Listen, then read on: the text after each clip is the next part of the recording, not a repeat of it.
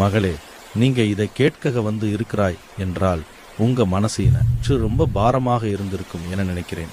குடும்பத்தில் அமைதி இல்லாம பிரச்சனைகள் ஒவ்வொன்றாக வரும்போது ஏன் எனக்கு மட்டும் இவ்வளவு சோதனை என்று கேட்கும் அளவிற்கு உடைந்திருப்பீர்கள். ஆனா இன்று நான் உங்க மனசுக்கு சொல்ற ஒரு வார்த்தை இருக்கு, அதை அமைதியா கேளுங்கள். முகத்தில் இந்த அழுத்தம், இந்த சோர்வு இத்தனை நாளா நீ தாங்கிக் கொண்டிருக்கும் வேதனையின் சின்னம். குடும்பத்தில் ஒற்றுமை இல்லாம, மனம் சரியில்லாம எதை பேசினாலும் மனமுடையும் நிலையா இருந்தால் இன்று நான் உன்னிடம் ஒரு ரகசியமான ஆறுதல் சொல்ல வந்திருக்கிறேன். கவனமாக கேம். நீ உன் குடும்பத்துக்காக எவ்வளவு உழைத்திருக்கிறாய், அதை யாரும் புரிந்து கொள்ளவே இல்லை என ஒரு வரி என் மனதுக்குள் இருந்து கொண்டே இருக்கிறது. ஆனா நான் அதை புரிந்து வைத்துள்ளேன்.